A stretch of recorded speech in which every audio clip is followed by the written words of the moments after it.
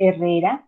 Ella es médica egresada de la Universidad del Rosario, especialista en pediatría de la Universidad Nacional de Colombia e infectóloga del Instituto Nacional de Pediatría de la Universidad Nacional Autónoma de México. La doctora Kelly hoy nos acompaña con la conferencia SARS-CoV-2, COVID-19 en pediatría. Le agradecemos a todos los participantes que por favor desactiven sus micrófonos y sus cámaras para que la emisión nos fluya con mejor calidad.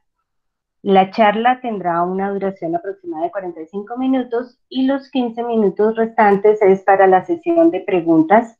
Por lo tanto, los invitamos a que anoten sus interrogantes en el chat para que la doctora Kelly, al finalizar su ponencia, nos pueda dar las respuestas. Doctora, muchísimas gracias. Bienvenida a nuestro programa y el micrófono es suyo. Hola María Luisa, buenas tardes, muy buenas tardes a todos. Gracias por estar acá acompañándonos en un día domingo, aunque bueno, es claro también que el coronavirus nos ha cambiado esto de los días, ya uno no sabe ni qué día es, ¿verdad? Entonces, de verdad, muchas gracias a todos. Quiero agradecer especialmente a Linda, como el nombre, Gómez Aristizábal, por confiar en mí, por creer en mí, por proponerme para dar esta charla el día de hoy. Y al cielo por habernos permitido coincidir, especialmente por la época de la vida en la que coincidimos y que nos ha permitido unirnos más. Y Linda, no nos queda otra cosa más que volar y brillar. Así que vamos a empezar con esta charla. Declaro que no tengo ningún conflicto de intereses, más que van a ver un gran contenido social, humano y político a lo largo de la charla. Agradezco a todas las personas que han contribuido con su contenido gráfico que van a ver. Y bueno, se trata de tratar de unificar conceptos. Vamos a empezar.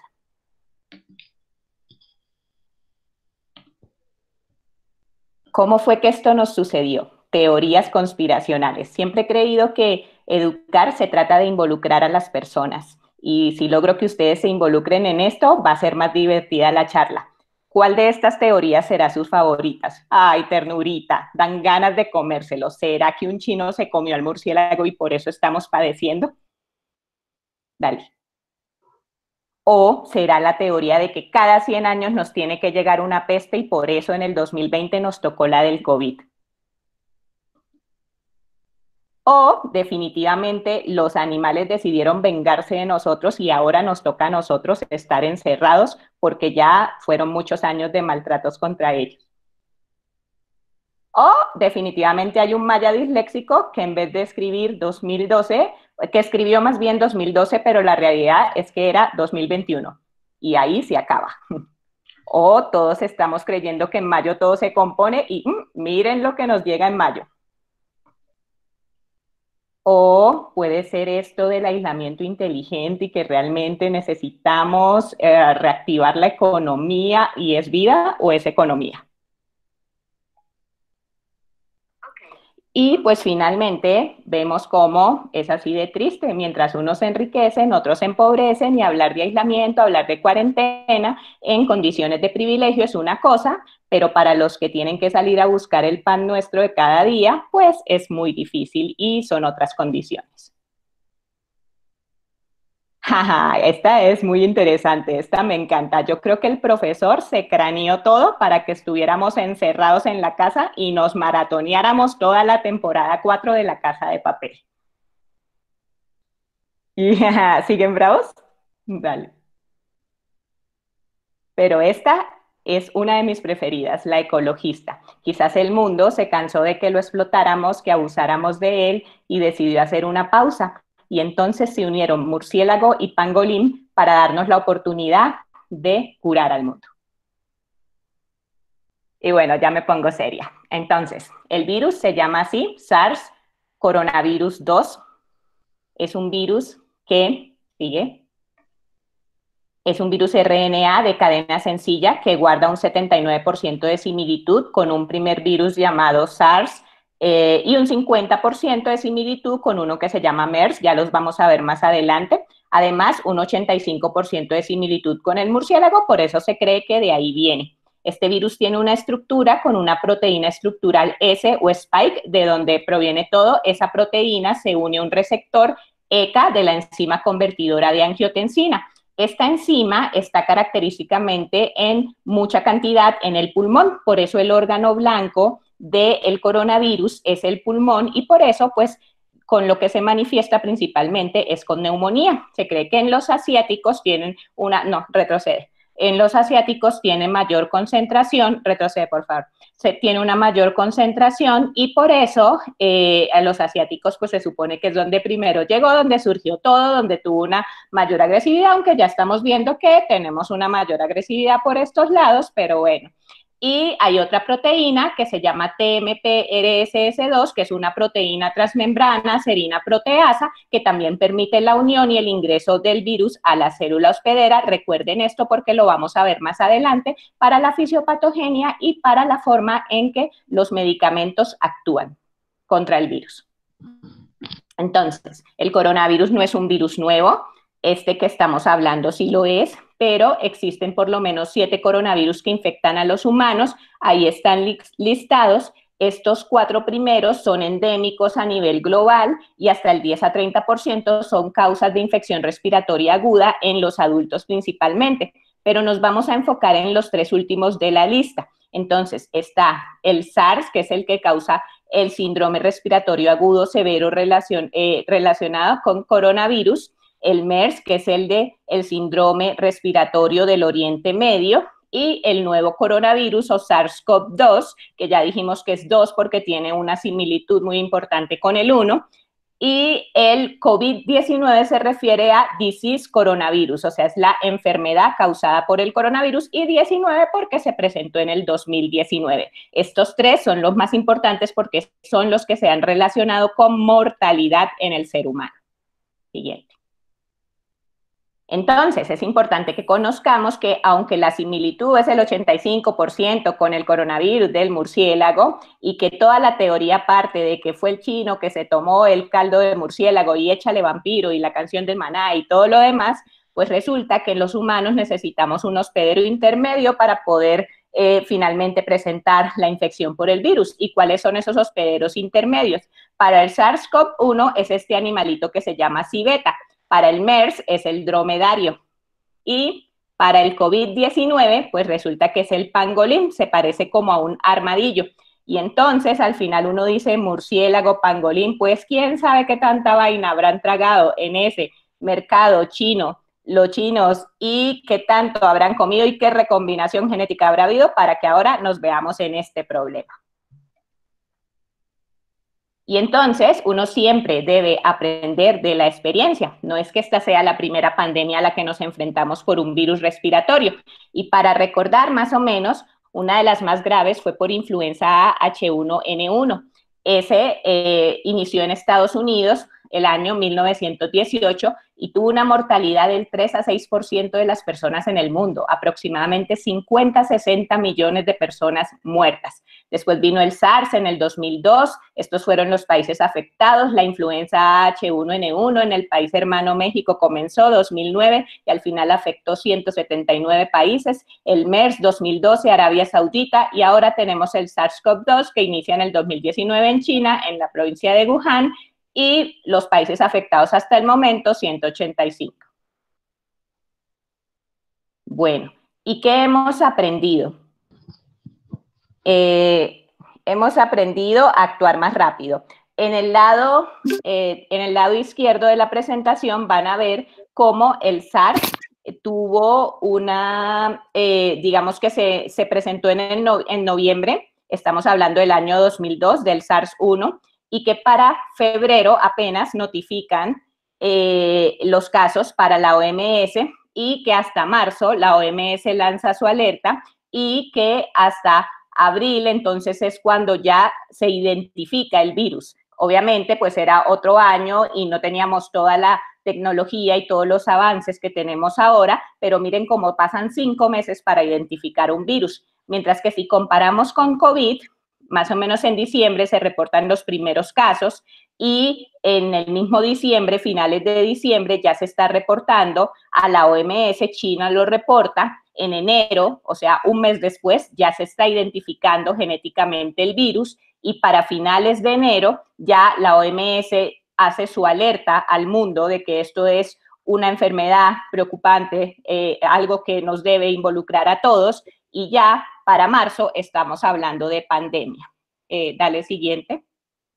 Entonces, miren cómo el primer caso es en diciembre, en diciembre 8, para el 31 de diciembre se notifica y para el 30 de enero, emergencia sanitaria de preocupación internacional y pandemia declarada 11 de marzo de 2020. Entonces, contagiosidad y transmisión del virus.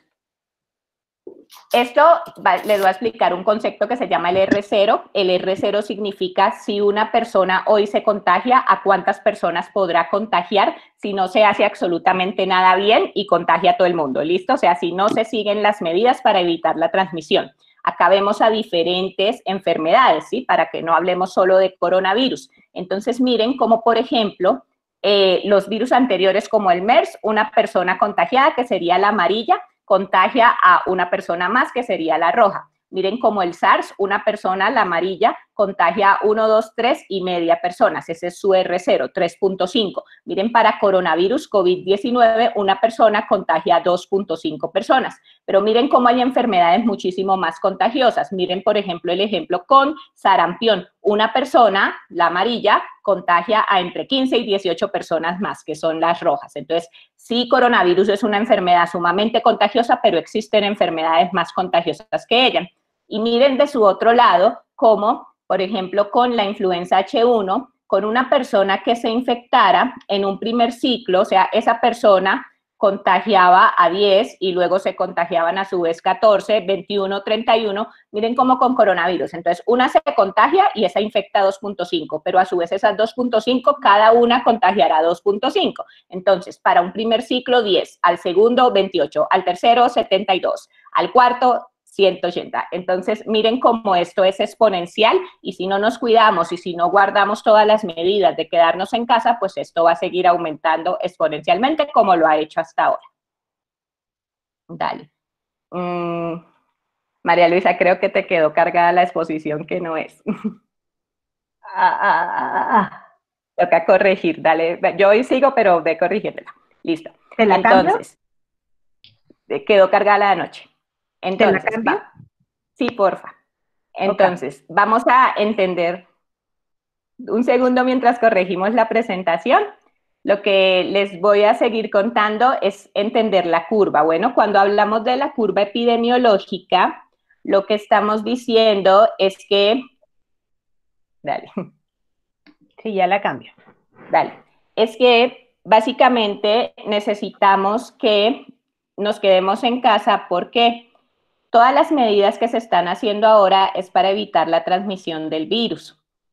Si ahora en este momento hacemos todo y no nos contagiamos en la forma exponencial en que lo estamos haciendo, vamos a lograr es que tengamos más tiempo para combatir al virus, que en el momento en que nos infectemos, porque muy seguramente lo que va a pasar es que todos, por lo menos el 70% de nosotros vamos a terminar infectándonos, en el momento en que eso ocurra, pues lo que va a suceder es que ya tendremos armas para combatir contra ese virus. Lo que necesitamos es ganar tiempo. ¿Para qué? Tiempo uno, para crecer en nuestra infraestructura hospitalaria. Tiempo para ver qué vamos a hacer con los hospitales, con la cantidad de camas de unidad de cuidados intensivos, porque es lógico que necesitamos más camas, pero además las camas no solo se van a utilizar para coronavirus porque la gente se sigue enfermando de otras cosas, ¿sí? Necesitamos además crecer en la parte de medicamentos, que lo vamos a tratar a lo largo de la charla, pero los medicamentos ahora están todos en investigación, hay algunos que parecen ser prometedores, pero por el momento no tenemos lo suficiente, ¿sí? Todo está en investigación y necesitamos crecer en... dale. Entonces, ahí tenemos la curva. Bueno, entonces miren, lo que va a pasar es que esta es una curva y esto sería, la curva roja que ustedes ven ahí, es lo que pasaría si no hiciéramos nada bien. O sea, digamos, no se tomaron ninguna de las medidas que estamos tomando ahorita para aplanar, para disminuir transmisión, para disminuir contagiosidad del virus. Entonces, esa es una curva sin hacer absolutamente nada. La curva verde es la curva que hacemos cuando hacemos el distanciamiento social, cuando hacemos todo esto de tratar de aplanar, de hacer disminuir el R0, de disminuir contagiosidad. Entonces, si hacemos las cosas bien, esa curva se va a aplanar. Son todas las medidas que estamos tomando en este momento. Pero cuando eso es lo que estamos haciendo ahorita, haciendo la parte de la cuarentena. ¿Qué pasa? Una vez termine la cuarentena, y eso lo vamos a hablar ahora más adelante, porque lo que nosotros estamos viendo en este momento y los casos que estamos viendo no son todos los casos que tenemos, porque no estamos realizando todas las pruebas diagnósticas que tenemos que hacer. Y entonces, en el momento en el que nosotros terminemos el distanciamiento social, lo que puede ocurrir y lo que muy seguramente va a ocurrir es que nuevamente los casos van a aumentar. Entonces, esto es la parte que necesitamos entender de la curva para todo lo que les voy a hablar más adelante. Listo, sigue, María. Dale, siguiente. Entonces, mírenlo en dibujito. Una persona se enferma, el R0 del coronavirus es 2.5, a los 5 días 2.5 personas infectadas. 5 días, ¿por qué? Porque el periodo de incubación del coronavirus es de 1 a 14 días, pero el promedio es 5 días, ¿sí? Me enfermo hoy, en 5 días estoy presentando síntomas. A los 30 días, 406 personas infectadas. Si yo hago todas las medidas para evitar la transmisión, si guardo el distanciamiento social, me lavo las manos, no me toco las caras, no toco superficie, el 50% menos de exposición, una persona significa que a los 5 días van a ser el 50% menos, 1.25 personas, y a los 30 días, 15 personas menos. Y si hiciéramos todo excelentemente bien, 75% menos exposición, una persona a los 5 días, 0.625 personas infectadas, y a los 30 días 2.5 personas infectadas. Entonces, vean la importancia y vean cómo de verdad las medidas no farmacológicas para coronavirus son lo mejor que podemos hacer, son lo que tiene mayor evidencia demostrada, y por eso la campaña debe seguir siendo quédese en casa. Siguiente. Entonces, vamos a hablar un poquito de fisiopatogenia. Esta gráfica me encantó. Básicamente, lo que queremos demostrar acá está el SARS-CoV-2, acá está el virus del coronavirus. El virus, ya dijimos, tiene un receptor que es el receptor ECA2, y por ese receptor, que está en mayor concentración en el pulmón, va a entrar al pulmón, y al entrar al pulmón entra al alvéolo, y en el alvéolo lo que va a hacer es que va a ser una respuesta inflamatoria severa con una liberación de citocinas severa, donde van a predominar la interleuquina 1, la interleuquina 6, el factor de necrosis tumoral, y lo que deben recordar acá es que el macrófago es el rey del asunto, el macrófago es el maldito, el macrófago es sobre lo que debemos actuar, y toda esta liberación de citoquinas va a hacer que se disminuya la concentración alveolar de oxígeno, y eso va a ser finalmente un daño, una injuria pulmonar, que en lo que se va a traducir es en un SDRA. Los pacientes van a terminar, no todos claramente, ahora vamos a ver un poquito de eso, en una falla ventilatoria, que pues los va a llevar a la unidad de cuidados intensivos. Pero más o menos esto es la fisiopatogenia del virus. Dale, siguiente. Y quiero que entendamos un poquito lo que es la curva de la serología del coronavirus. Para todo virus, o para toda bacteria, o para toda cosa en la que uno se enfrente, el cuerpo humano funciona con dos cosas, algo que se llama IgM, algo que se llama IgG. La IgM me habla de lo nuevo o de lo activo, de lo que nos estamos contagiando, y es la primera respuesta que saca el cuerpo. La IgG me habla de lo viejo, de la memoria, de lo que queda para decir, oiga, ya me enfermé de esto, voy a conservar esta memoria, para que de esta manera ya el cuerpo se acuerde de que lo tuvo y no vuelva a repetir. Es como la memoria que guardo para acordarme de que ya tuve algo. Entonces, miren cómo acá el paciente se expone al virus. Los primeros 5 días va a estar asintomático, este es su periodo de incubación o su periodo para desarrollar los síntomas. Luego, a los 5 a 10 días va a iniciar los síntomas, y miren cómo la inmunoglobulina M, con lo que el cuerpo empieza a defenderse, más o menos se presenta a los 7 días.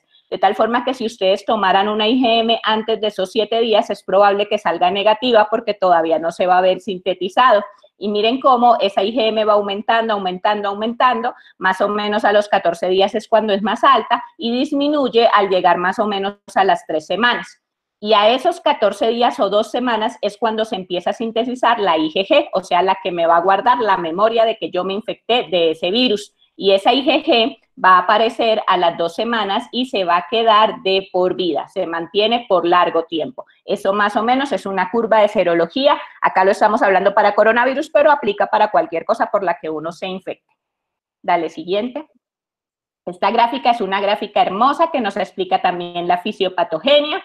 Acá se las pongo en inglés, pero más adelante les voy a mostrar una muy bonita que hizo una amiga mía de pediatría, que es intensivista, y ahora se las enseño, pero bueno, vamos a ver que el virus tiene 3 estadios. Esto también es importante entenderlo. El virus tiene 3 estadios y el primer estadio es la infección temprana. En esta infección temprana es donde tenemos la respuesta viral. Entonces, acá el paciente tiene síntomas leves. Tiene la tos, que característicamente es seca, tiene fiebre, puede tener artralgias, puede tener mialgias, puede tener dolor de cabeza y puede tener en los laboratorios linfopenia, algunas otras cosas. Acá es donde mucha gente ha insistido, lo vamos a ver ahora en la parte de tratamiento, en que uno debe pegar rápido, pegar fuerte, porque es cuando el virus se está replicando y entonces si yo le doy al virus cuando se está replicando, probablemente voy a obtener mejores beneficios y demás, pero ya vamos a ver que los estudios de antivirales son contradictorios y no han mostrado un beneficio tan importante, entonces, ojo, respeto con los antivirales. Este es la infección temprana. En el estadio 2 es una fase pulmonar, ya el virus llegó al pulmón. Característicamente se ha visto con coronavirus que el paciente puede tener una primera fase, digamos que los síntomas son muy leves y después de una semana de infección, ¡pum!, se destocha. Entonces ahí se pone grave, le da la disnea, la dificultad para respirar. Entonces, ojo, los pacientes se pueden agravar en la primera semana de enfermedad. Entonces, en este estadio pulmonar es cuando se manifiesta el paciente con hipoxia, es cuando puede requerir oxígeno, es cuando hay alteración de la radiografía de tórax, es cuando además puede haber elevación de transaminasas y demás.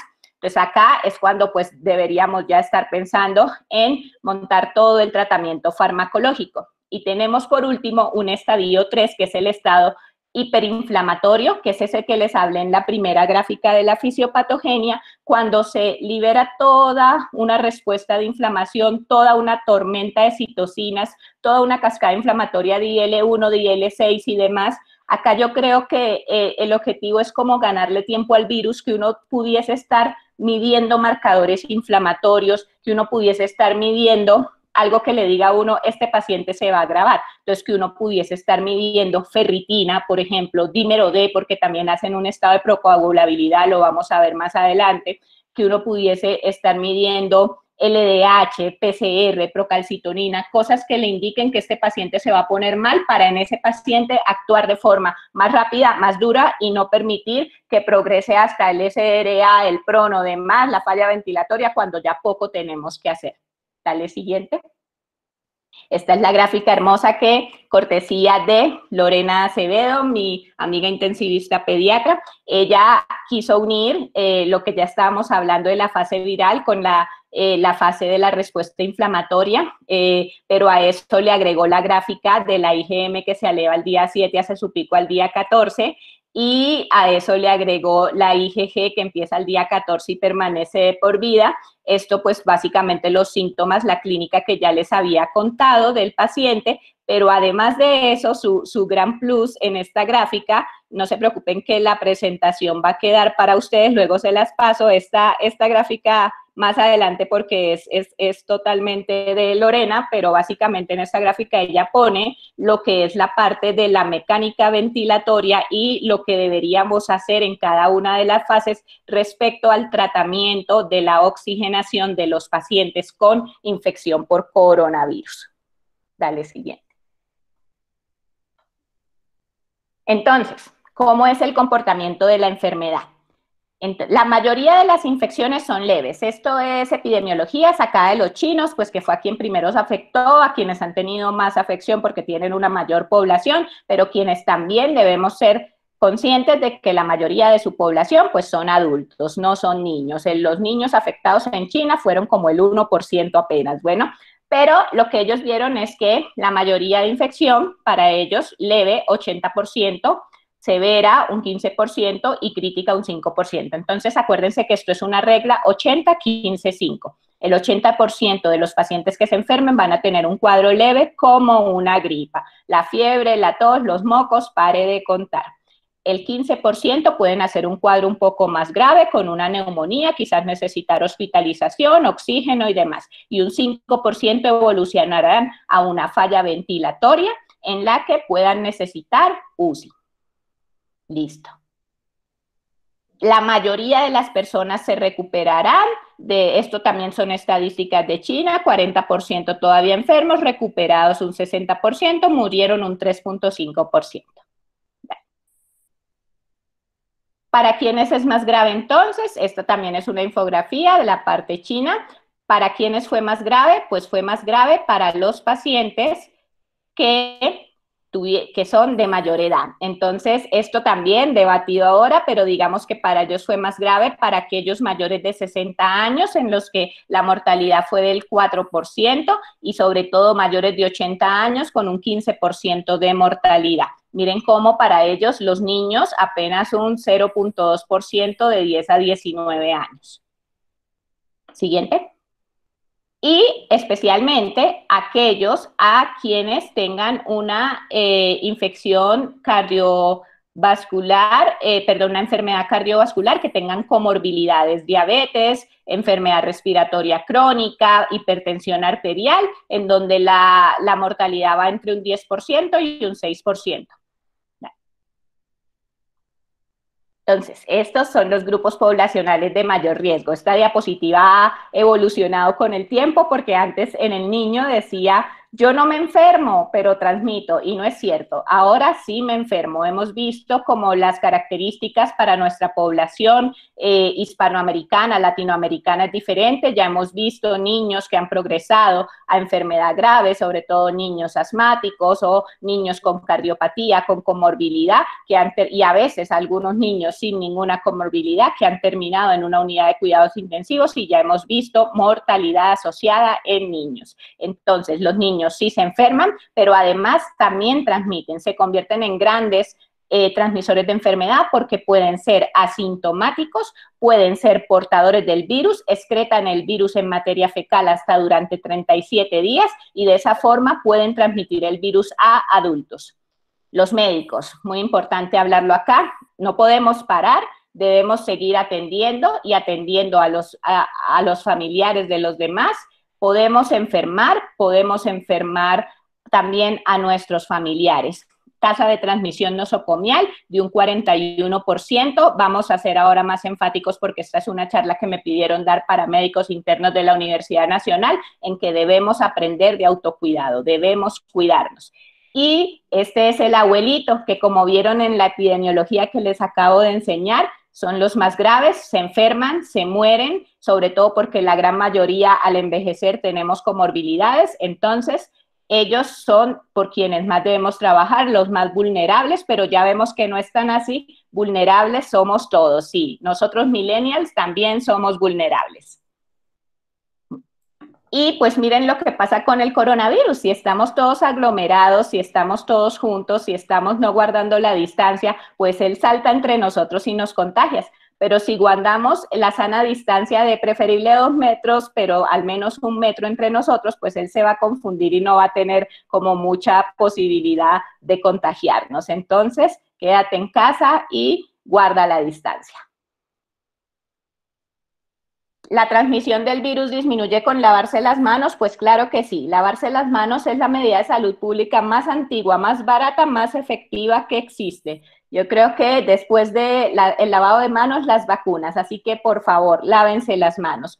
Qué triste que haya tenido que venir un virus a recordárnoslo, pero debemos lavarnos las manos. con agua y jabón 40 a 60 segundos, con alcohol gel al 60% por lo menos 20 a 30 segundos.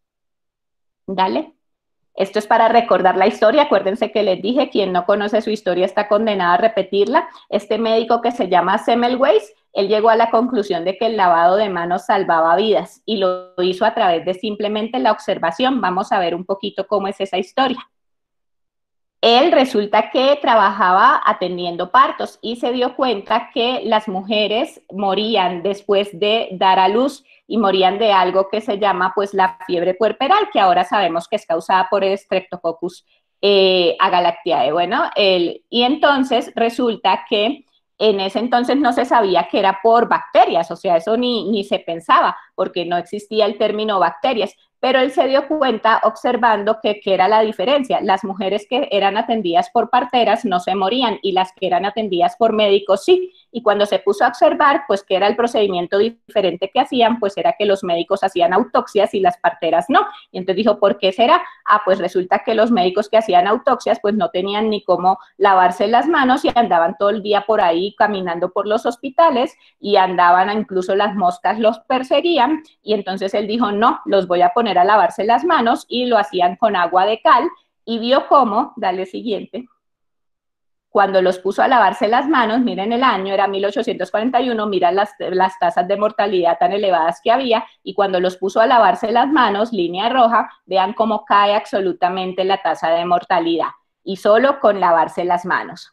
Pero entonces, como eso significó quitar el MD, el medio Dios que tenemos los médicos y el gran ego, entonces le dijeron como no, o sea, no puede ser, usted está loco, ¿cómo los va a culpar de criminales, de asesinos? Y el pobre médico termina por allá en un manicomio porque nadie le quiso creer su teoría, y lo más triste de la historia es que termina con una herida que se infecta y muere de eso, y lo tratan de loco. Pero bueno, ¿cuándo lo hacemos? ¿Cuándo nos lavamos las manos? Para la comunidad, después de que entremos en contacto con la secreción, con los mocos, de sonarse la nariz, de toser, de estornudar, de ir al baño antes y después de comer, y al menos cada 3 horas.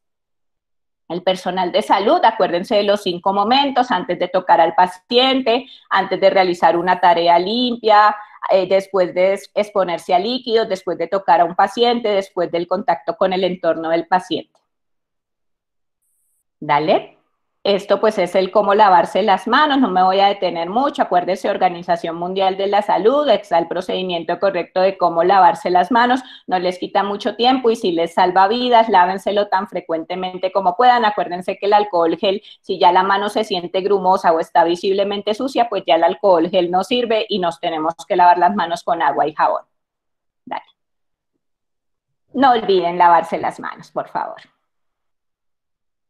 Y aprovechamos la cuña publicitaria para el resto de recomendaciones. Distancia de 2 metros, sin besos, sin abrazos, sin actividad social, como la vida de casados, pero con tos. Dale.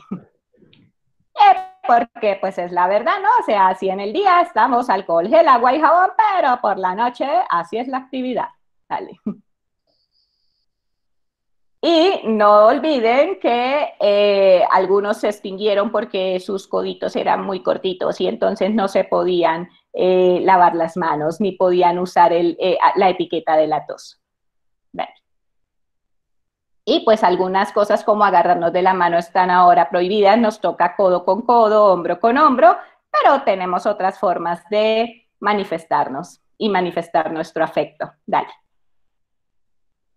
Y hasta los perritos lo saben, no se toquen la cara, por favor, y si se la tocan, alcohol gel. Ya saben, codo con codo, Wakanda, ¿sigue? Y pues el mismo que causó la desgracia viene a enseñarnos cómo: no se toquen la cara, el batiestornudo, no compartan la batichela, no sean puercos y no tomen caldo de batimurciélago y todo lo demás. Ahora, súper importante, el virus se queda en las superficies. Puede permanecer hasta entre 2 horas y 9 días. Dura más si estamos en el frío, hasta 28 días a 4 grados centígrados. Dura menos si estamos en el calor. Todo depende del inóculo, de la cantidad de virus que haya. Y hay estudios que muestran que nos tocamos la cara hasta 23 veces en una hora, o sea, apenas en una hora. Este es el porcentaje en que no la tocamos, pero básicamente es muy difícil dejar de tocarse la cara, pero debemos hacerlo, y si se nos olvida y no la tocamos, pues acordémonos que esto está en la superficie, si nos podemos estar autoinoculando el virus, y lavémonos las manos. Esto es lo que puede permanecer el virus en superficie. Miren en aluminio de 2 a 8 horas, miren en los guantes, ahorita voy a hablar de esa falsa seguridad de los guantes, 8 horas, en madera 4 días, en vidrio 4 días, en el papel 4 días. Y al final lo que ha demostrado es un estudio que muestra que finalmente lo que sirve para inactivar al virus, el etanol en concentraciones del 60 al 70%, el hipoclorito de sodio, al menos 1 minuto de fricción para que sea efectivo. Y jaja, al final siempre el alcohol nos salva en cualquiera de sus formas. Sí. Bueno, ya vamos a entrar un poquito en el tema.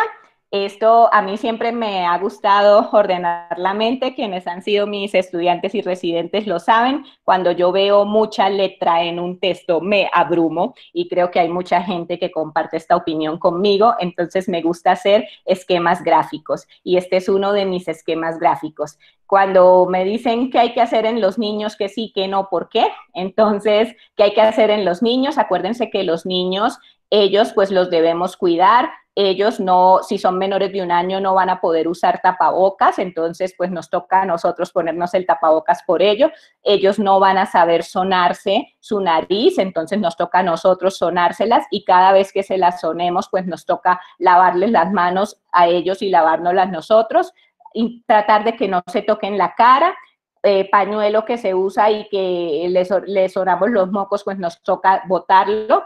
Y súper importante, como el virus se pega a las superficies, hay que limpiar sus juguetes con alcohol gel, bueno, y hay que limpiar todas las superficies. ¿Qué no debemos hacerlos? Es súper difícil, pero debemos tratar de no darles besos y no darles abrazos, ya sé, eso es casi imposible, pero es lo que hay que intentar hacer. Si estamos sintomáticos respiratorios, pues hay que aislarnos de ellos, cada quien en su habitación. Si los abuelitos están sintomáticos respiratorios o los niños lo están, también debemos distanciarlos, debemos aislarlos. ¿Por qué? Ya lo dijimos, son portadores, pueden ser portadores asintomáticos, excretan el virus de forma prolongada, ya dijimos que hasta más de 1 mes, y son de los principales transmisores de la enfermedad. La mayoría son asintomáticos o tienen cuadros leves, aunque ya dijimos que puede no ser tan así, pero esto es lo más importante en los niños. Las definiciones de caso. Salió un primer lineamiento del ministerio, 26 de marzo, luego siguió uno el 4 de abril, mucha letra. Entonces lo simplifiqué así, jiji. Digamos que la forma en que se notifica, esto cambió un poquito, ya les voy a decir cuál fue el cambio, pero la forma en que se notifica es que se clasifica en 3 grupos. Uno es la infección respiratoria aguda, grave, inusitada, con un código 348. Este es cualquier paciente que me haga fiebre, que me haga tos, que haga un curso inusual y se deteriore súbitamente, termina en una falla ventilatoria.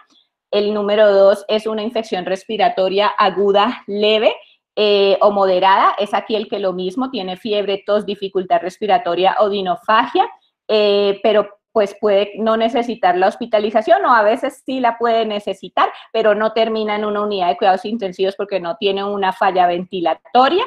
Pero antes se decía que debía cumplir con criterio epidemiológico de haber estado en un área de circulación del virus en los 14 días previos, o estar en contacto con un trabajador de salud confirmado con COVID, o tener antecedente de contacto estrecho con un caso confirmado. Bueno, digamos que esta es como la parte que quizás cambió, porque pues luego empezamos a aceptar que tenemos una transmisión autóctona del virus. Antes todos eran casos importados. Caso importado relacionado con importación significa que yo estuve en contacto con una persona que viajó a España, que viajó a Italia, que viajó en China y luego me enfermé. Ahora no, ya nos estamos contagiando el virus entre nosotros colombianos. Entonces obviamente esta definición cambia porque pues ya este criterio epidemiológico se pierde, porque ya lo contagiamos entre nosotros. Finalmente la guía que sale el 4 de abril dice como los aeropuertos están cerrados, pues el criterio sigue siendo válido, eso pues más o menos, y ya vamos a ver cómo la nueva guía de la Asociación Colombiana de Infectología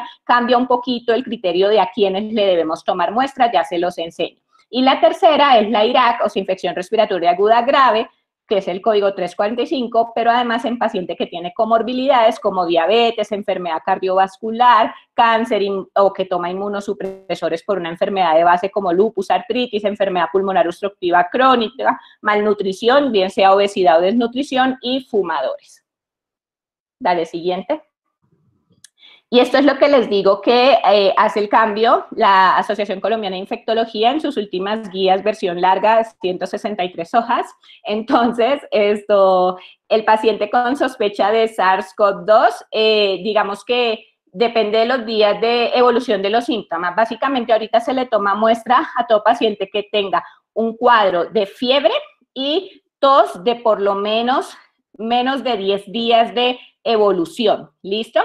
Ahí hay otros criterios que se deben sumar porque muchas veces, y lo vamos a ver ahorita en la casuística, la fiebre puede estar ausente y en los niños puede estar ausente hasta en el 40% de los casos y puede haber otros síntomas acompañantes, puede haber también artralgias, puede haber también mialgias y puede haber también diarrea, pero ojo, la diarrea es apenas un 10 a 15%, entonces no quiero decir ahora con esto que a todo niño con diarrea sin otros síntomas le vayan a tomar una prueba para coronavirus. Bueno, entonces, menos de 10 días, yo lo que le voy a hacer es una PCR con tos y síntomas respiratorios, le voy a hacer una PCR, esa PCR me puede salir negativo o me puede salir positiva, si es positivo, confirmo. Si me sale negativo, pero yo sigo con la alta sospecha, debo repetir la prueba a las 48, 72 horas. Si el paciente tiene más de 10 días, pues probablemente yo puedo usar otra técnica. Acuérdense que les dije, existe la serología para coronavirus. Y como existe la serología y la serología es positiva a partir de los 7 días, pues yo pudiese usar entonces acá una prueba rápida. Y esa prueba rápida me puede ayudar a que si ya me sale positiva, entonces yo sé que al salir positiva me voy a tener que ir a hacer una prueba confirmatoria, que es la PCR, para definir que esto es un caso confirmado de coronavirus, ¿listo? Entonces, así más o menos es como se maneja el algoritmo, ¿listo? Listo. Entonces, ¿qué es un contacto estrecho? Acá van los otros grafiquitos. Ojo, entonces, en la comunidad es alguien que tenga una exposición no protegida en un espacio de menos de 2 metros por un tiempo de más de 15 minutos, con una persona con un diagnóstico confirmado de COVID que se encuentre sintomática, con contacto con secreciones infecciosas, sin protección. Si vamos en un carro, si vamos en un avión, la tripulación y los pasajeros que son contactos con una persona confirmada en un radio de 2 asientos. Para hacerlo más claro, si yo estoy en contacto con una persona sintomática o confirmada para coronavirus, y estoy a menos de 2 metros y por más de 15 minutos, yo ya soy un contacto estrecho. Bueno, y el personal de salud, pues también si está con una exposición no protegida. Entonces, ojo, para el personal de salud es muy importante aclarar, me toqué la cara, ahorita voy y me lavo las manos, lo prometo. El personal de salud es muy importante, quienes generan aerosoles, porque, ojo, quiero recalcar en esto. Normalmente el personal de salud debe tener tapaboca convencional cuando se está exponiendo a los pacientes, tapaboca del normalito, pero el N95 lo debemos guardar para aquellos que están expuestos a procedimientos que generan aerosoles. ¿Cuáles son los procedimientos que generan aerosoles? Obviamente, quien vaya a tomar la muestra para coronavirus, póngase un N95. El que está en la reanimación cardiopulmonar, el que va a intubar, el que va a hacer una fibrobroncoscopia, que eso pues no se debe hacer en estos momentos, las micronebulizaciones que tampoco se deberían hacer, todo con inhalador de dosis medida, el de la terapia respiratoria, el de la traqueostomía. todos esos procedimientos que generan aerosoles deben ir con N95. Es muy triste lo que me cuentan mis compañeros de que andan en los pasillos, o más triste aún, que en la comunidad haya gente con N95 gastándose ese implemento, cuando los que los necesitan son los médicos que están poniendo la cara en urgencias y en las UCIs. Bueno, entonces, para el resto, tapaboca convencional. Ahorita vamos a hablar un poquito de lo que se debe hacer en la comunidad. Dale, siguiente. Y pues esto va un poquito más o menos como hablar de qué es los laboratorios que debemos tomar en los casos de COVID, de enfermedad confirmada.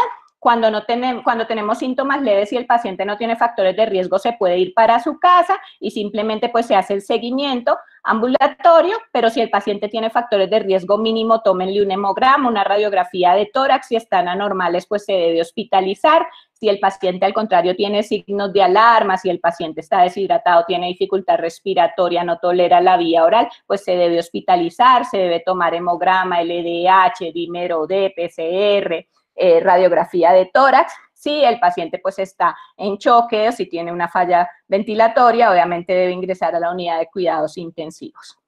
Listo, dale siguiente.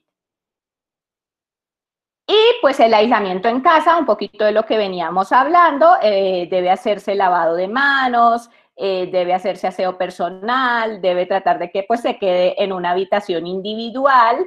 Digamos que todo lo que ya hablamos del cuidado del niño, que para los niños más chiquitos será más conflictivo porque ellos no se pueden cuidar solos, pero digamos que tratar de que no se expongan los pacientes con mayor comorbilidad, mayor edad, los abuelitos deben estar distanciados de los niños que estén enfermos por coronavirus.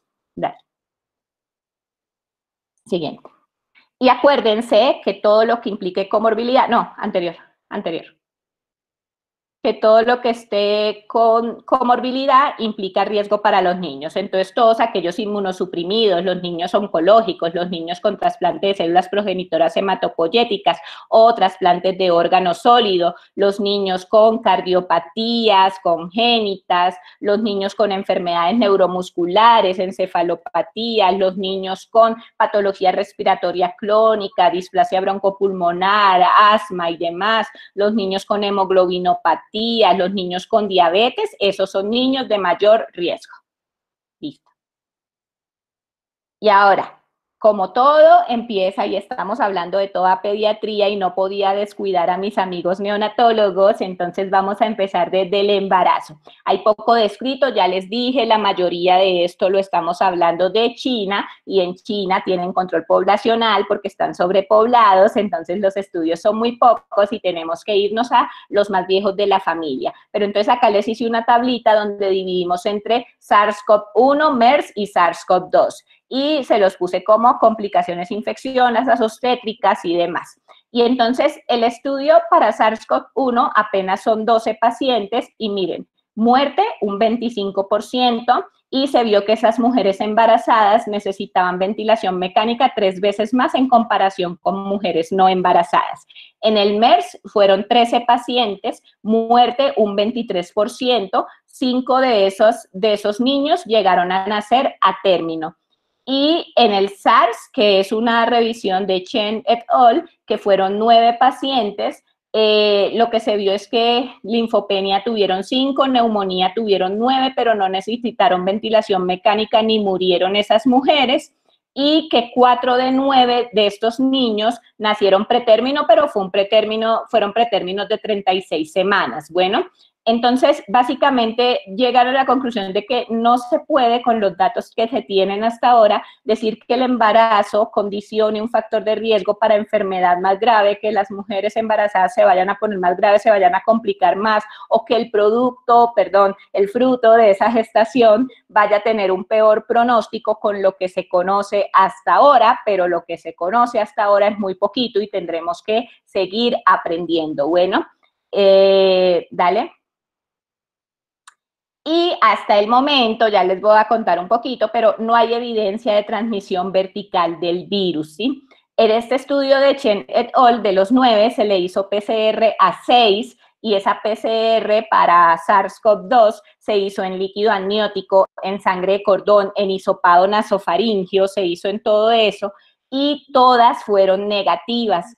De acá, en lo que se ha seguido haciendo, se vio, acá hubo un niño que a las 30 horas tuvo una PCR positiva en hisopado nasofaríngeo, pero no se tomaron muestras en el resto, entonces no se pudo comprobar que la transmisión haya sido vertical. Y luego ha habido niños que han tenido IgM positiva para coronavirus 19, pero digamos que lo mismo, no se ha podido tomar otras muestras que confirmen una transmisión vertical, de modo que no se ha podido saber o establecer si la transmisión es vertical o horizontal, todavía no se puede decir esto.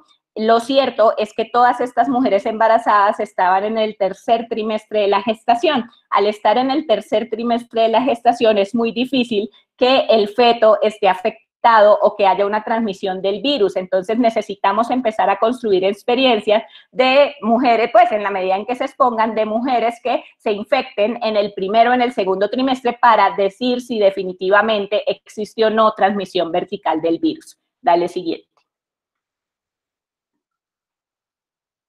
Y bueno, acá seguimos con los grafiquitos. Esto es de la Asociación Colombiana de Infectología, la guía en su versión corta. Básicamente, en la mujer embarazada se debe demostrar el bienestar fetal, haciendo ecografías y todo lo demás. Desembarazar a la mujer se debe hacer por causa obstétrica y no por el SDRA. Y digamos que los neonatos se dividen entre casos sospechosos, cuando son hijos de madre con una infección confirmada 14 días antes o 28 días después del parto, que tienen un contacto estrecho con un caso confirmado probable de coronavirus. Es probable si además de esto tiene una PCR que no es concluyente y una prueba rápida positiva, y es confirmado si tiene una PCR positiva. Los neonatos se dividen entre sintomáticos y asintomáticos, y lo mismo la madre se divide en asintomática o sintomática. Y esto es importante, ¿para qué? Para saber qué voy a hacer con el recién nacido, porque si la mamá está asintomática, pues yo puedo dejar al recién nacido con la mamá, alojarlos conjuntos, dejar que tengan contacto piel a piel, pero manteniendo el aislamiento de contacto y gotas. Pero si la mamá está sintomática, tiene síntomas, pues no puedo permitir el contacto piel a piel, y debo separar al recién nacido y hacer que un cuidador sea el encargado de todo esto en el recién nacido y dejarlo en un cuartito aislado. Si se puede egresar porque el niño está bien, pues el cuidador será quien esté pendiente de él y la mamita no lo podrá cuidar. ¿Listo? Dale siguiente.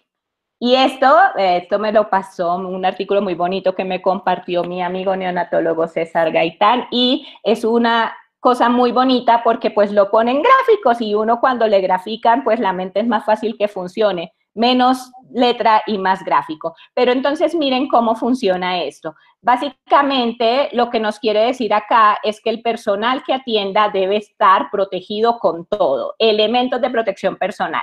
Debe tener su gorro, debe tener su mascarilla, debe tener sus gafas, debe tener su bata, su doble guante.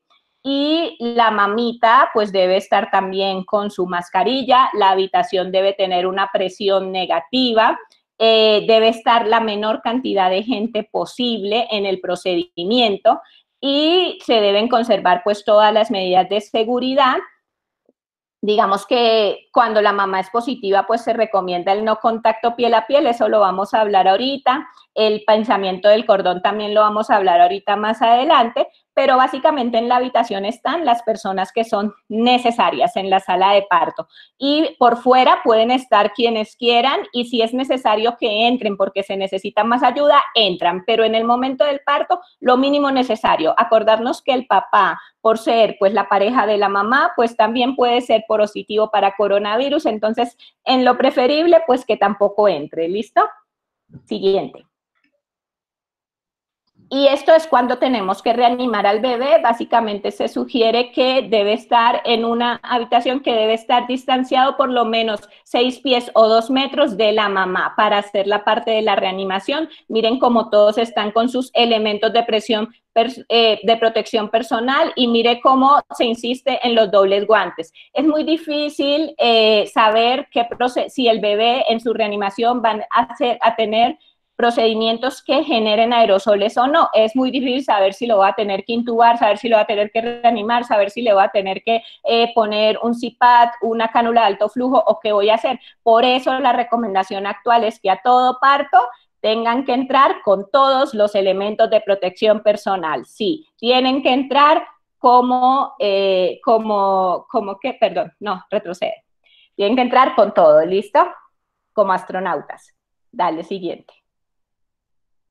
Y pues básicamente esta grafiquita es para mostrarles que la transmisión vertical sigue interrogada, que básicamente al bebito, pues sus síntomas, acuérdense, son muy específicos de sepsis neonatal, pueden tener dificultad respiratoria, intolerancia para la vía oral, pueden tener hipotermia, se debe tomar la PCR en hisopado nasofaringio. Y acuérdense que los bebitos pueden ser sintomáticos en el mismo momento, o sea, en las primeras horas del nacimiento, pero ellos también pueden ser sintomáticos tardíos hasta 1 o 3 semanas después del nacimiento. En los laboratorios pueden tener leucocitosis, linfopenia, trombocitopenia. Siguiente. Entonces, al final lo que nos quedan son muchos interrogantes. ¿Cesárea o parto? Pues cesárea va a implicar mayor número de personas involucradas y más riesgo para el personal de salud, además que si necesito una anestesia general, que básicamente lo necesitaría porque la mamita está en falla ventilatoria o en SDRA, pues implicaría también procedimientos que generan aerosoles. Parto, pues siempre hemos sido promotores del parto por vía natural, así que pues sería, además que necesita menos personas. Contacto piel a piel, si la mamita está asintomática, pues es lo recomendable, pero si la mamá está sintomática, pues probablemente no se va a poder por el riesgo de transmisión a la bebé, aunque a veces son más los interrogantes y la evidencia, la verdad, no es tan contundente. Pinzamiento del cordón, todos los que somos pediatras de la Nacional apoyamos el pinzamiento de cordón diferido del cordón diferido, para que podamos ofrecer más hemoglobina al niño y para que no esté anémico, pero todavía, y como todavía no hay estudios que digan que hay transmisión vertical, pues uno podría seguir pensando en esto, pero realmente si la mamá está sintomática respiratoria y es una prioridad separar pronto a esa mamá del niño, pues tocará hacerlo inmediato. Y en cuanto a la lactancia materna, también muchos interrogantes. Básicamente, si la mamá está sintomática, pues obviamente yo no voy a exponerla a que pase mucho tiempo con el bebé, porque ya dijimos menos de 2 metros y más de 15 minutos es un riesgo de transmisión y se considera un contacto estrecho. Entonces habrá otras formas de garantizar la lactancia, como fórmula láctea, como donante, o como que la mamá se extraiga y sea otra persona quien alimente al niño, o que la mamá con sus elementos de protección personal alimente al niño. Dale. Y esta es la infografía donde está todo eso, pues está muy larga, pero ya les resumí lo que dice. Listo. Y ahora, las manifestaciones clínicas en niños. Tenemos pocos estudios, pero vamos a intentar resumir los que hay. En China, enero, febrero de 2020, estos fueron 10 niños. Vamos a ver que el periodo de incubación, muy parecido al de los adultos, 6.5 días, un poquito más largo quizás, fiebre en el 80% de los casos, tos en el 60%, y los infiltrados en la placa unilateral en el 40%. Ojo, PCR, que puede durar positivo en heces hasta 30 días después de la enfermedad. Y algo característico es que los niños pueden no hacer, en este estudio se vio que no hacían viremia, el virus no estaba en la sangre y entonces eso hacía que, a diferencia del 15% de los adultos, y esto podría tener que ver con el comportamiento más agresivo de la enfermedad con los adultos. Siguiente. Mientras que este estudio con 171 niños, ojo que el anterior solo eran 10 niños, vio que la fiebre acá solo estaba en el 41%. Entonces esto ya los debe estar haciendo pensar que si el 60% no hace fiebre, pues la fiebre no puede ser un criterio único para que yo decida tomarme una muestra, ¿listo? Además, el 32% en la placa vidrio esmerilado en ambos pulmones. De acá 3 pacientes tuvieron comorbilidad, hidronefrosis, leucemia, intussusección. Y pues este que tenía intussusección es el niño que fallece en esta serie. Linfopenia solo en el 3.5%. Neumonía en el 65% de los casos. Siguiente. Este estudio con 20 pacientes, fiebre 60%, tos 65%, miren, diarrea lo más alto 15%. Siguiente. Y los laboratorios, leucopenia 20%, linfopenia 35%. Ojo, acá quiero enfatizar un poquito. Procalcitonina positiva en el 80%. Niños con procalcitonina más elevada, pero no siempre en contexto de sobreinfección. Por eso debemos usarlo como un marcador de que quizás esto sea más algo proinflamatorio que infeccioso, porque si no le vamos a querer poner antibiótico a todo. Y miren cómo en estos niños la coinfección, que ojo, también es algo que los diferencia de los adultos, un 40% de coinfección, pero esa coinfección fue ¿con qué? Con influenza B 10%, A 5%, sincitial respiratorio, citomegalovirus 5% cada uno, y lo único bacteriano fue bacteriano atípico con micoplasma en el 20%. Dale. Y este artículo de coinfección viral que me lo pasó mi amiga neumóloga Sara Pulido, ¿vale? Acá no son solo niños, es importante decir eso. Acá, miren, el rango de edad entre 7 años y 82 años con un promedio de 48. Pero miren cómo estos fueron negativos para coronavirus, 1.101 pacientes, y positivos, 116. Pero miren, el número de muestras fueron, retrocede, listo.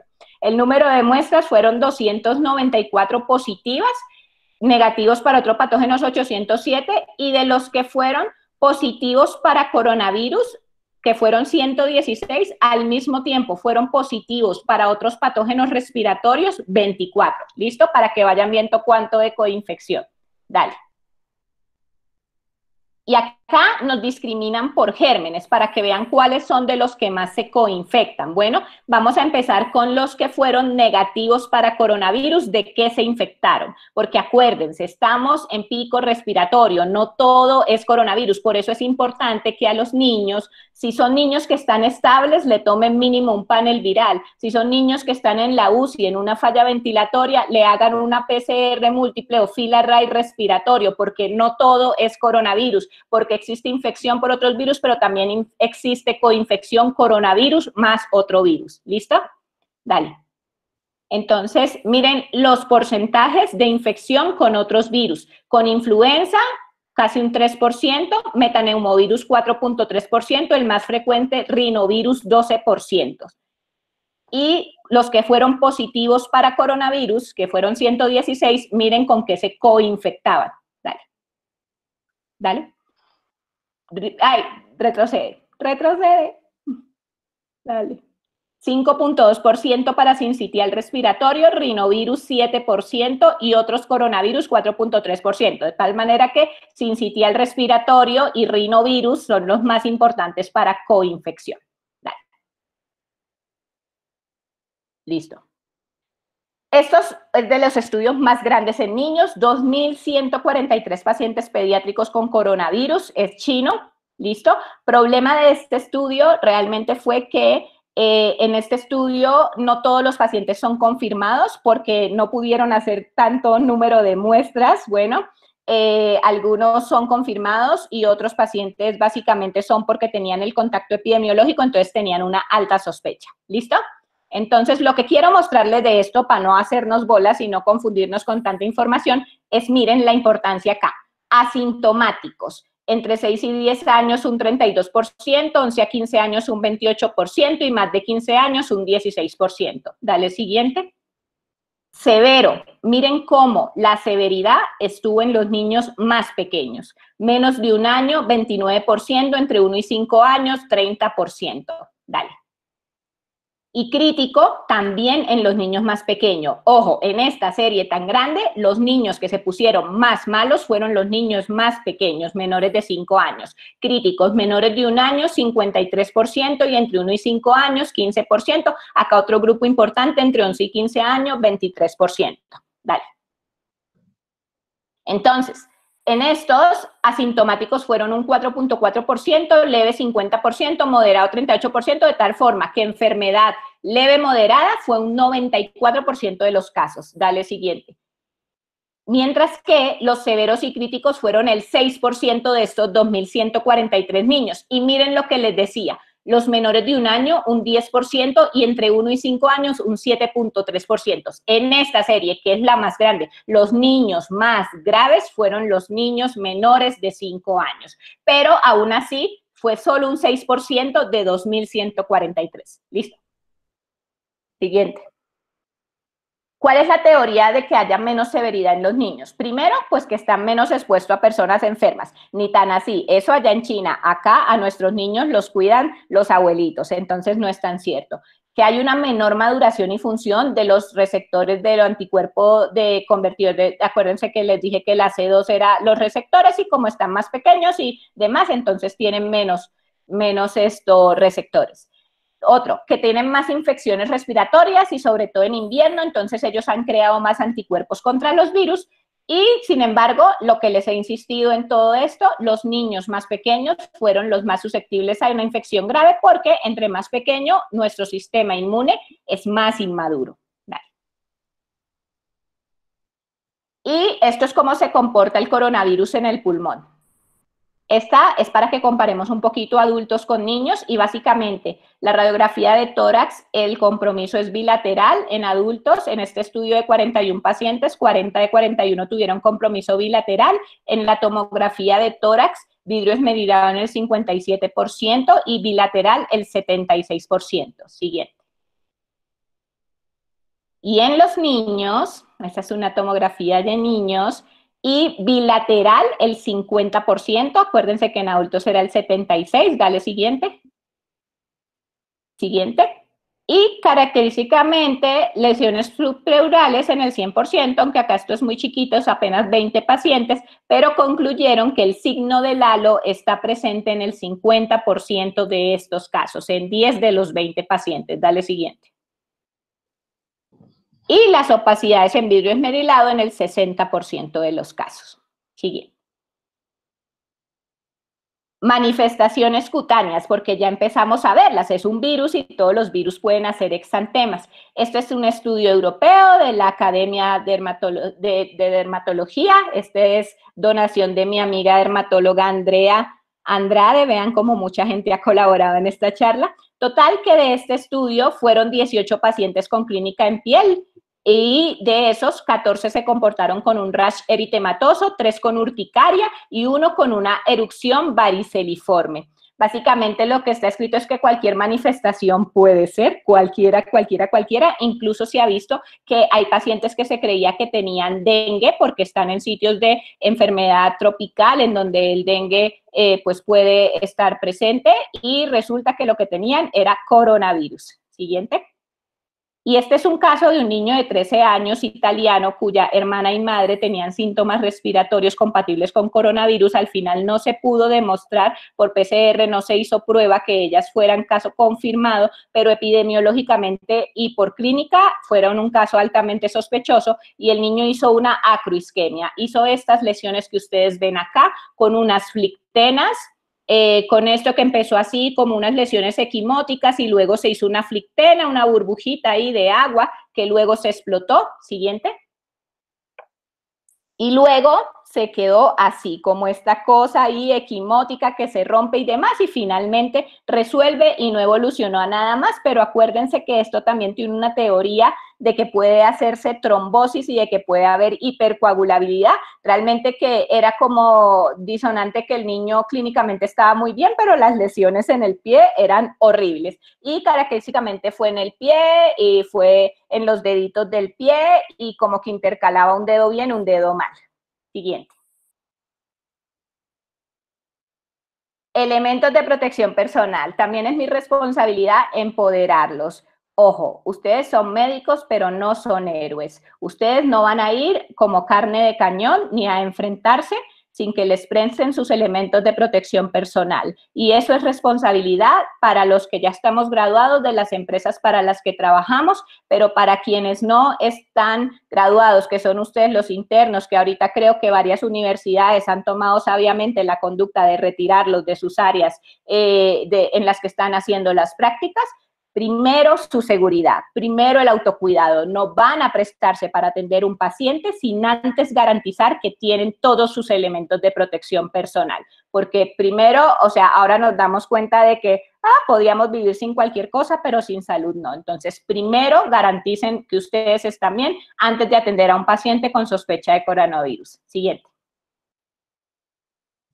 Pues bueno, cuando uno es diva y hay que combinar y el outfit es importante. Siguiente.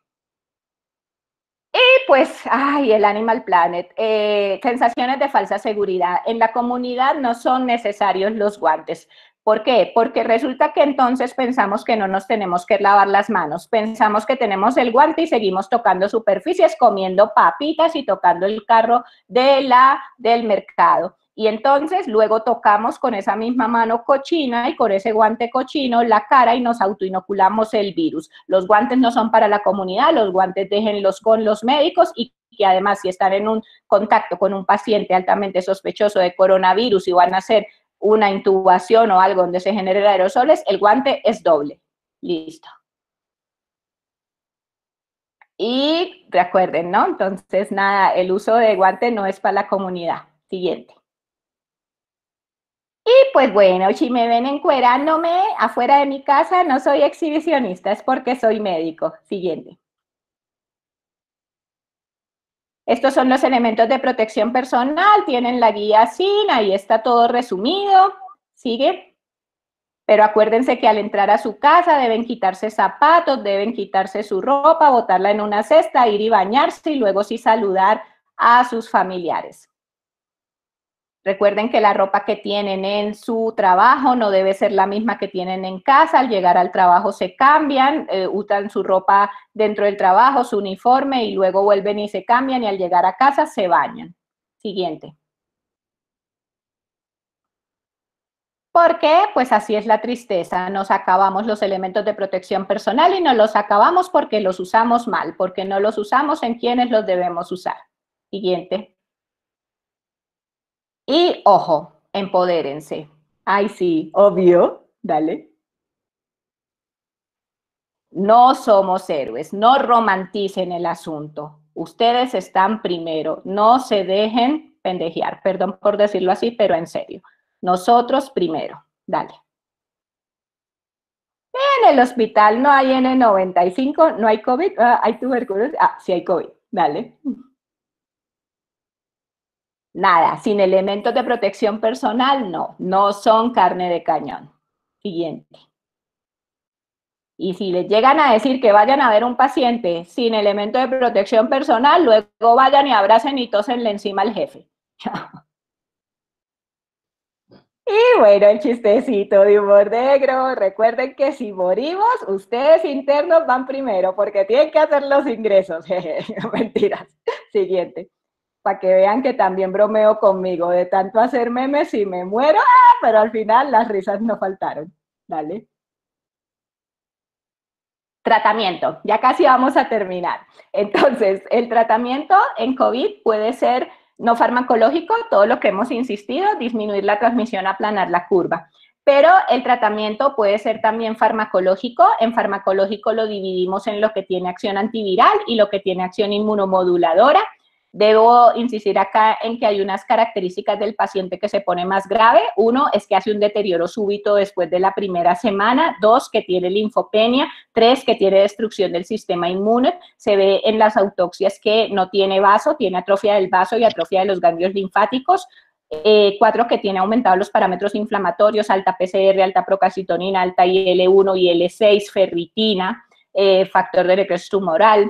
5, que en el pulmón los infiltrados característicamente no son de linfocitos, sino de monocitos y macrófagos. 6, que tiene vasculitis, hipercoagulabilidad, daño orgánico múltiple. Ahorita vamos a hablar de esas. Siguiente. Otra vez la gráfica de Lorena, pero ya se las había explicado. Dale, siguiente.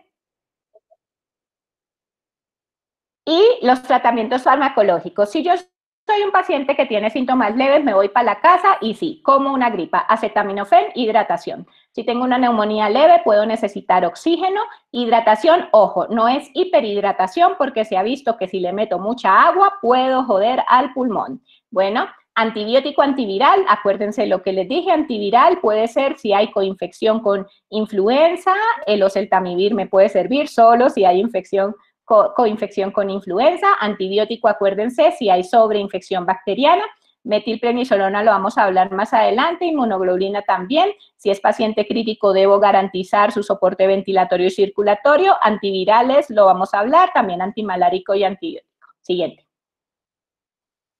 Y bueno, hemos visto tanto tratamiento en los últimos meses para el COVID-19 que a la final uno queda así como, marica, ya, hábleme y dígame claro qué es lo que tengo que hacer. Siguiente.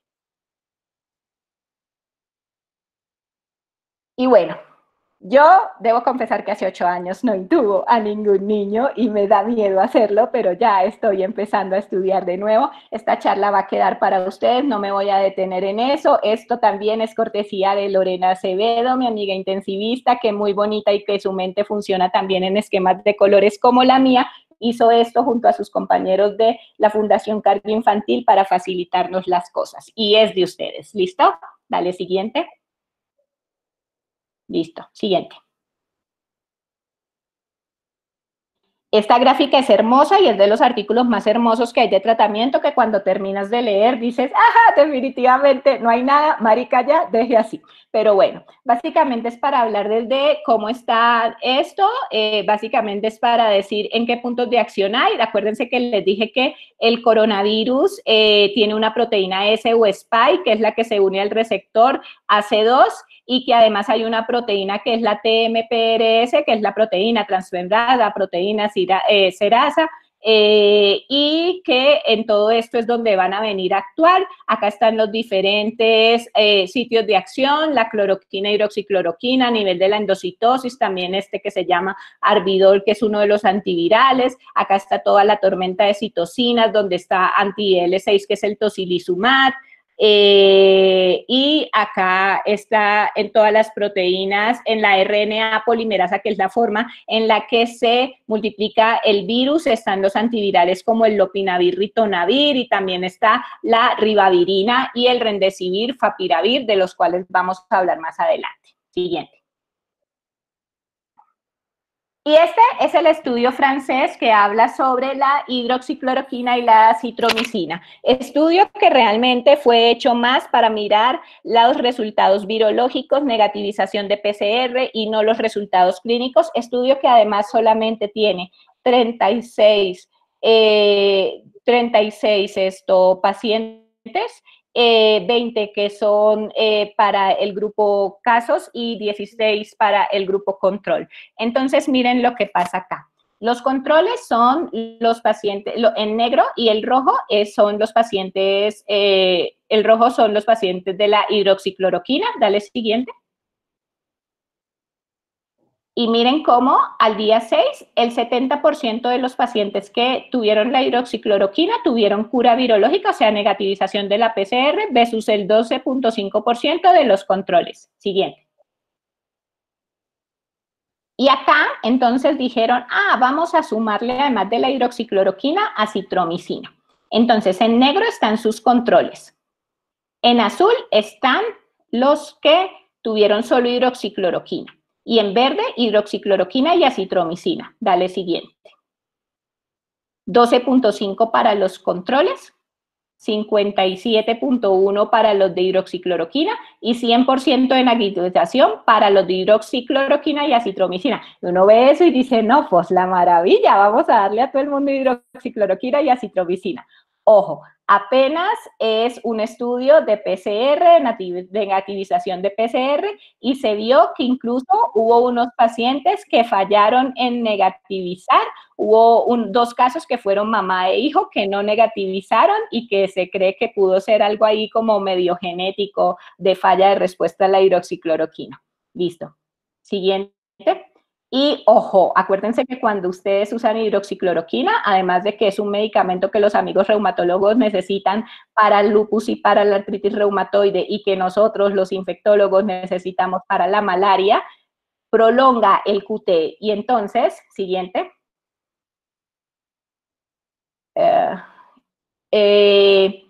Y entonces, pues terminamos también infartados y muriendo. Bueno, y esta es una que sí es un estudio clínico, pero miren lo poquito, solo 62 pacientes, 31 para el grupo de control y 31 para el grupo de hidroxicloroquina. Siguiente.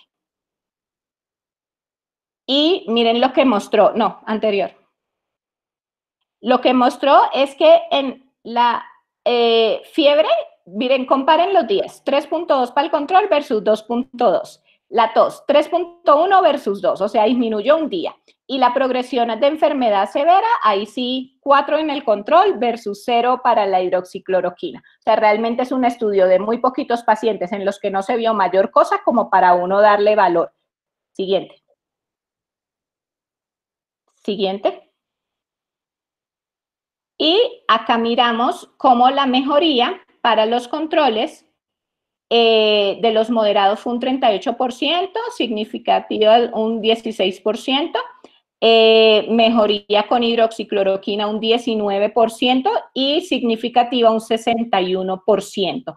Entonces, si ustedes ven, realmente no es que uno diga, uy, qué super mejoría hubo, como para decir que definitivamente, pues sí, vamos a esto ya, a usar para todo el mundo. Bueno, dale. Siguiente. Entonces, a la final, pues así quedamos como el meme. Dale, siguiente. Y este estudio último que salió, no, anterior. Anterior. Dice, no, otra vez. Perdón, es que no las estoy pasando yo, entonces es difícil. No, siguiente. Ya, siguiente. Otra vez. Listo. Esto solo tiene 11 pacientes, edad promedio de 58 años. Estas son las dosis que utilizaron. Al día 5, un paciente muere y 2 están en UCI. Un paciente tuvo que interrumpir por QT prolongado. Y al día 5 y al día 6 miden la PCR para SARS-CoV-2 y 8 de los 10 pacientes, o sea, el 80%, seguían con PCR positiva, dándoles hidroxicloroquina y acitromicina. O sea, en conclusión, aunque sean solo 11 pacientes, acá esta vaina no sirvió para nada. Dale, siguiente. Y entonces, para profilaxis contra COVID, pues mejor coman empanadas. La misma evidencia, pero la empanada con ají sabe mejor. Siguiente. Antivirales. Entonces, acá tenemos lopinavir, ritonavir y ribavirin. Acá está en el mecanismo de acción. Lo que quiero enfatizarles es que hay mayor beneficio cuando se inicia en los primeros días, obviamente porque es cuando estamos en replicación viral. Pero con COVID, básicamente, vamos a hablarlo en COVID, acá pues son 199 pacientes para lopinavir, ritonavir y se vio una mejoría en el aclaramiento viral y la tasa de mortalidad un 19.2% versus un 25%. Ustedes ven y ahí que eso es un 6%, o sea, no es nada.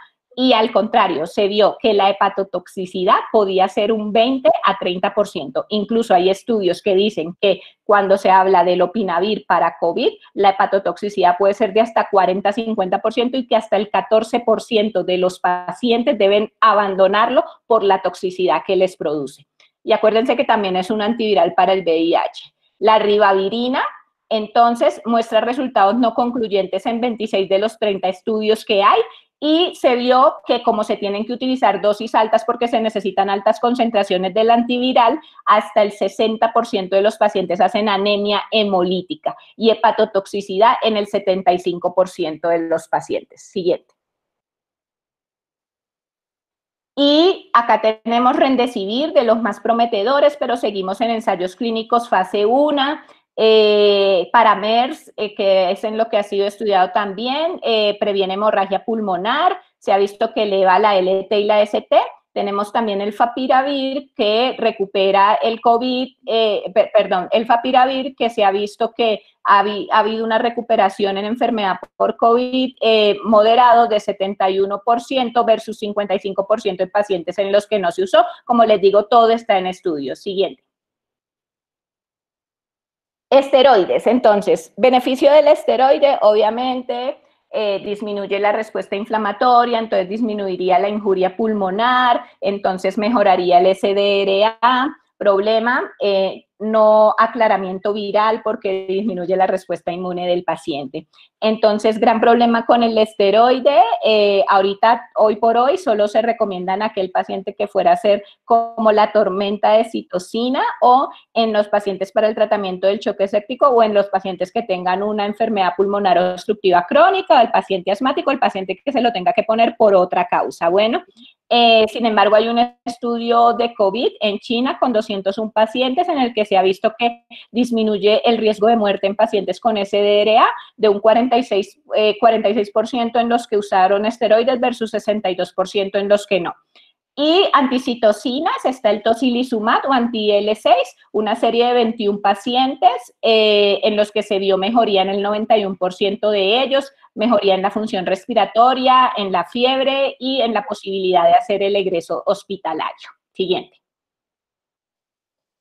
Y se ha visto también que hay una respuesta inmune trombótica asociada a COVID. Acuérdense que les dije que también hay un fenómeno de hipercoagulabilidad. Estos son los criterios diagnósticos: un dímero D mayor de 1000, una ferritina mayor de 500, una disnea rápida progresiva, hipoxemia refractaria, fenómenos trombóticos o choque en una infección confirmada por COVID-19 y que cumpla al menos uno de esos criterios. Se ha planteado indicar en ellos metotrexate o heparina de bajo peso molecular, ya que el resto de los medicamentos que les he contado, pues básicamente son medicamentos costosos que siguen en experimentación, mientras que estos pues no son tan costosos y los tenemos más a la mano, pero pues todos estos son estudios que se vienen planteando. Este es un estudio argentino. Siguiente. Plasma de pacientes convalecientes. Este fue regalo de mi amiga Isabel Clavijo, neonatóloga, que anda angustiada con la enfermedad. Entonces, pacientes con neumonías. Esto se hizo en 5 pacientes que tenían una neumonía severa rápidamente progresiva, con una carga viral persistentemente alta, con una PAFI menor de 300, que estaban o habían estado con ventilación mecánica, y se le hizo transfusión de pacientes que ya habían tenido la enfermedad. Y se hizo, o sea, sí, ya estos pacientes ya tuvieron la enfermedad, ya están curados, luego tienen defensas para el virus y entonces se lo vamos a poner a otros pacientes que están cursando con la enfermedad. Listo. Siguiente. Y básicamente, acá para no hacernos bolas, lo que les quiero mostrar es cómo esto es el índice SOFA, que es un índice que utilizan los intensivistas para gravedad del paciente, y cuando les pusieron ese plasma, ¡pum!, todo cayó, la severidad disminuyó. Y la PAFI, que es como un índice de oxigenación, ¡pum!, todo subió, o sea, mejoró su oxigenación. Y la temperatura corporal, todo bajó, dejaron de hacer fiebre. Siguiente. Y esto es como los títulos de anticuerpos en estos pacientes subieron. Conclusión, mejoraron, pero es un estudio pequeño de apenas 5 pacientes. Es una opción terapéutica, algo se puede hacer, y pues lo que debemos hacer es que muy seguramente la vacuna está por venir. Siguiente. Ivermectina, lo que usamos para los piojos. Esta es la forma en la que podría actuar. Se une acá a esta proteína que se llama IMP, es una proteína del coronavirus, y entonces tendría una respuesta antiviral. Siguiente. Y se vio cómo el RNA viral, una vez iniciada la ivermectina, disminuía significativamente. Esto es un estudio in vitro, pero pues la ivermectina tiene una dosis que es muy segura, luego podría servirnos bastante. Siguiente. Todo era experimentación, in vitro. Vacunación en época de pandemia. Esto también fue un lineamiento del Ministerio de Protección Social, ay, que estaba muy largo, y entonces también lo volví esquema porque achichoy. Y entonces, básicamente lo que dice acá es que uno debe, ojo, somos pediatras, somos pro vacunas. No hay ninguna razón por la cual dejar de vacunar a nuestros niños, porque no sabemos cuánto va a durar esto y es probable que dure bastante. Si a mí me dijeran que son 2 semanas, pues yo atraso la vacuna, pero esto puede durar 6 meses, puede durar 1 año y no hay justificación para dejar de vacunarlos ese tiempo. Lo que tenemos que garantizar es que se vacunen de forma segura. Entonces van a ir en transporte privado, van a ir con su tapabocas, vamos a lavarles las manos, a cargar el alcohol gel, a no tocar superficies.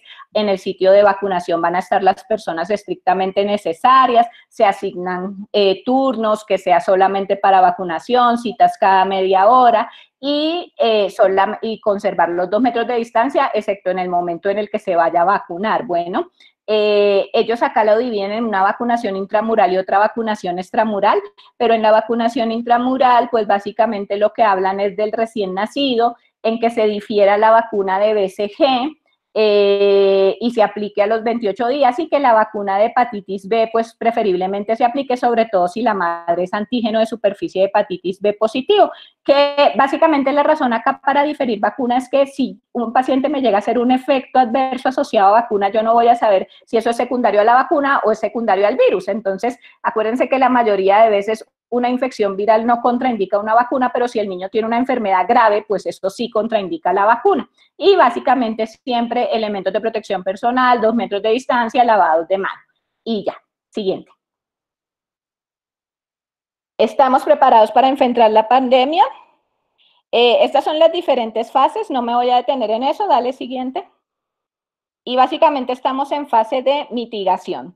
Y lo que debemos hacer en esta fase es prepararnos para lo que viene. Y debemos estar testeando más. Del verbo testear está mal dicho, pero debemos hacer más pruebas diagnósticas porque lo que estamos viendo es apenas la curva del iceberg, la punta, perdón, del iceberg. Entonces, si uno tiene más pacientes diagnosticados, así sean asintomáticos o así sean sintomáticos leves, yo sé que tú tienes la infección, entonces tú te vas para la casa 14 días y los que son tus contactos también se están en la casa 14 días y no están contagiando al resto de personas, ¿sí? Porque si están contagiando, pues así seguimos en una cadena de nunca parar y todos nos estamos contagiando los unos a los otros. Y el gran problema de esto es que no tenemos la capacidad hospitalaria, se los voy a mostrar. Siguiente.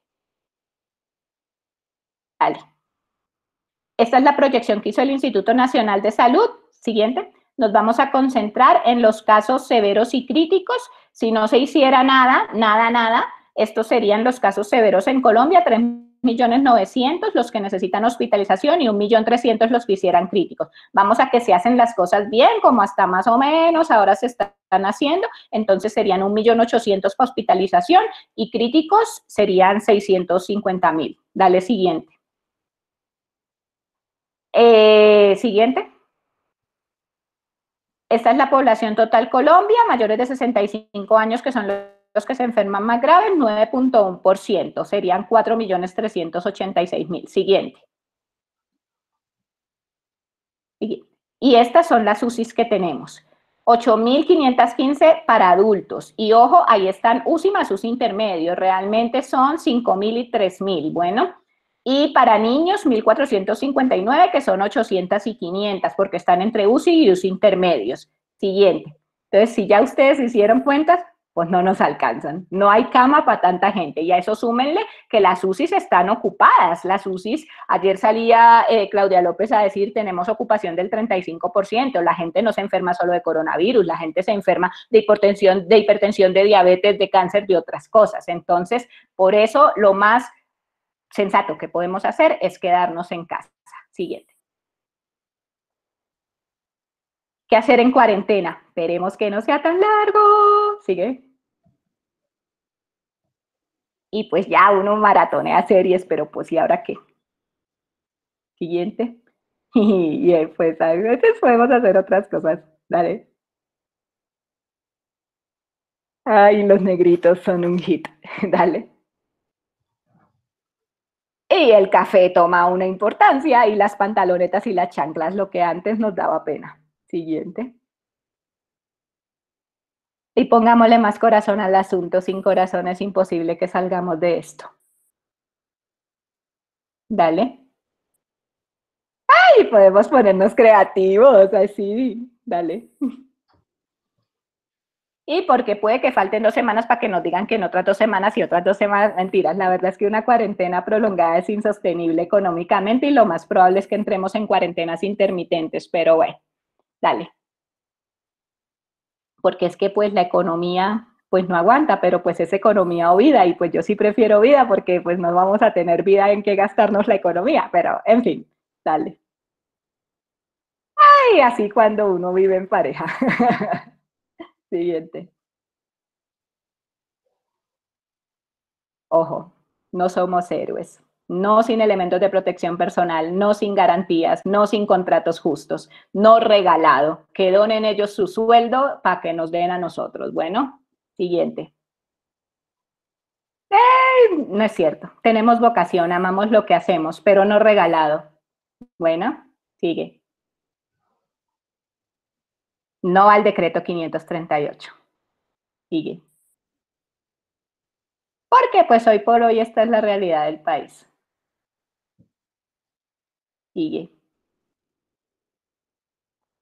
Esto ya ahora sí de verdad va a terminar. Esto es de una amiga pediatra que está haciendo infectología, María Paula Guerrero. Ella dibuja mis pensamientos, somos un buen combo y algún día haremos un libro de infectología para niños. Es la forma en la que vemos el coronavirus. Esto se trata de entender que es un problema cultural, económico, político, ecológico que nos afectó a todos, que lo que pasó en China ahora repercute acá en Colombia, que somos todos somos importantes, que debemos sanar al planeta, que vino a enseñarnos muchas cosas, que vino a enseñarnos que lo importante no es acumular, sino ser, que es un tiempo para perdonarnos, que es un tiempo para estar con nuestra familia, para amar, para volver a aprender lo que es realmente importante, que nos afecta por igual a ricos, a pobres, a blancos, a negros. Siguiente. Que debemos cuidar a lo más importante de casa. Sí. Así que aprendamos nuevamente a disfrutar todo. Siguiente. Porque sin amor, sin solidaridad, sin empatía, no lo vamos a lograr. Hay que pensar en los otros. Sigue. Ay, espero que hoy no se hayan sentido así conmigo. Llevo como hora y media. Dale. Muchas gracias. Y bueno, hay que promocionar todo. Síganos en Facebook, Instagram, ahí está mi correo. Muchas gracias por la paciencia hoy en domingo y yo me extendí un montón. Gracias.